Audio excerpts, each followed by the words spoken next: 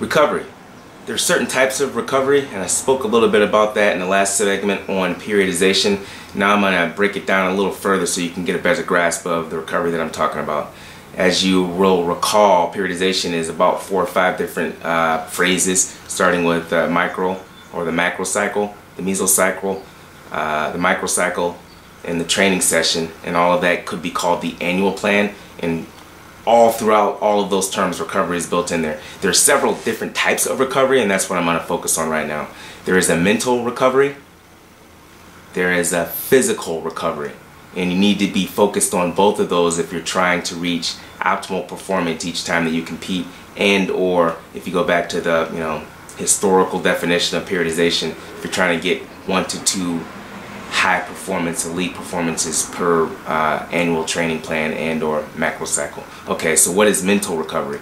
Mental recovery is the type of recovery that when you relax you kind of feel good, at least your mind relaxes. I don't know if you've ever read a book in a day. I don't know, it's kind of a hard task, but if you do read a book in a day, when you stop reading, your brain is and your mind is, you feel like you're a little bit tense. Or if you've ever been in high school or college, some colleges have 2 and 3 and 4 hour lectures. I don't know if you've ever been through one of those, but if you have, if you extensively took notes after each one of them, you're a little bit jittery and your mind is just a little bit fried, as they say. Or after you've written the paper, most people that are in the USA have gone through some type of high school or college system where they've actually had to written the paper, and after that is done, you feel like the sense of relief, and or you just feel fatigued, and that's the mental fatigue I'm talking about. I guess one more classic example would be after you take an exam, a written or an oral exam, or any type of presentation or speech that you give, you haven't physically run 300-yard dashes or physically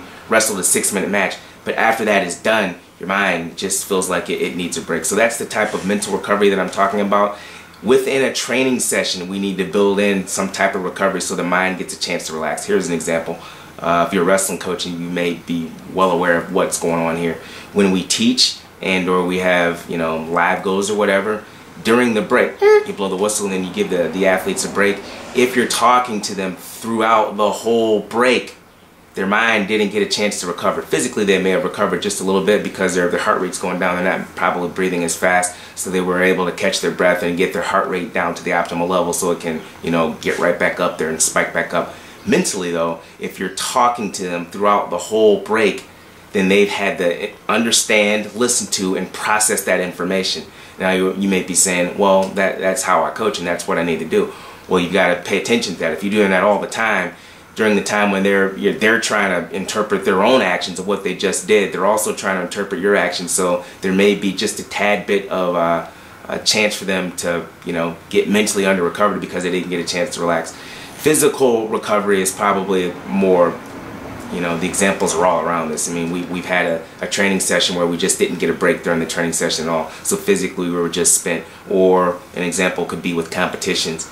Lately, at least in the last 20 years, I've noticed we have competitions nearly every weekend of the year. So in fact, if you wanted to compete every single weekend, you probably could. Within the competition in it and of itself, some competitions you may have 2 or 3 matches, so there's kind of a built-in break.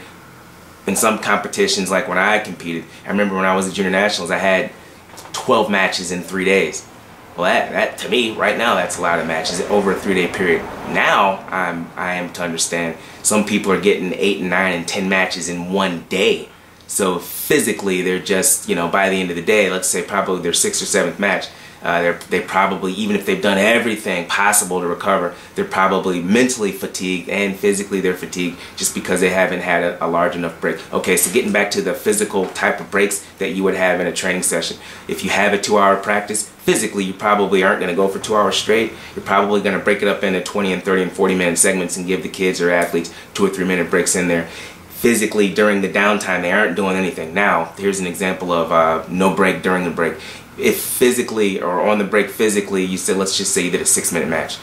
After the 6-minute match, you say, okay, you blow the whistle and you give them a break, and then you say do sprints, and you do that for the whole practice. So now on their breaks, they haven't gotten the chance to physically recover, so their energy energy reserves are down. If the energy reserves are down for the course of a practice, probably not going to kill them. They probably can come back and thrive the next day.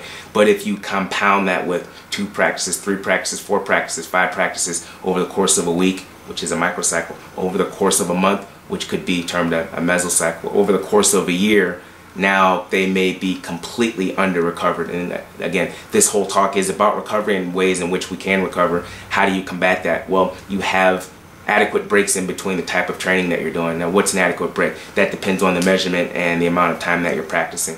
In other words, I'm not going to be able to give you a real precise answer because I don't know how long you practice. For instance, if you do a 2-hour practice, generally speaking, there's probably 3 to 4 breaks, long breaks that are set in there. If you're doing a 2-hour practice with 3-minute goes, there's probably going to be longer or shorter, longer breaks. So you'll have 3 perhaps big breaks, and then within those intervals of training that you're doing, each athlete is getting the break before they go right back again. In other words, maybe they're doing a 3-person or 4-person group. Within those large 3 breaks, there's probably going to be, in that little group, there's going to be probably 4 or 5 breaks. Those are physical breaks, again, where they're actually getting a rest and catch their breath and their heart rate goes down. Again, though, if they're not taking advantage of that break, and it depends on the type of training that you're doing too. If they're not taking advantage of that break, they'll be under recovered for the next training session. There are types of training that elicit no break at all, and there is a time and a place for that. My suggestion is if there is no variety in your training and you're doing the same thing all the time and you're expecting different results, maybe you're crazy. That's a term some people call, if you're doing the same things all the time and you're expecting different results, maybe you're crazy. That's just to expound and I guess explain the difference between recovery, mentally and physically, and no recovery at all. What are some other ways that you can recover outside of practice? I went into a little bit of detail on the periodization model or talk. There are some things that you can do to recover. Let's say like on a Wednesday or a Sunday, those are typically the days that we had half days. You may sit in a sauna, and if you don't like sitting in a sauna, maybe you sit in the whirlpool. If you don't like sitting in a whirlpool, hot or cold, maybe you take a shower or a cold shower. If you don't like either one of those, maybe you do a little more stretching. If you don't like either one of those, maybe you get a massage. There are several different modalities and methodologies that you can actually recover, and the recovery period may just be doing something different than you did last time. In other words, on that Sunday and Wednesday example, if you normally on all of the other days of the week you practice twice, part of your recovery strategy could be practice once on the Wednesday and the Sunday. So you're physically getting a break, and then of course mentally you would want to take a break too. Other types of mental recovery would be talking and socializing with friends and family, watching a stimulating type of movie. I wouldn't say you would watch movies till 3 or 4 or 5 or 6 in the morning, especially if you have practice at 8, but you're doing something that's getting your mind away from just the training realm. Does that make sense? So when you're in training, ideally, you're completely focused on everything that the coach is saying, and you're in tune with your body and you understand everything that's going on.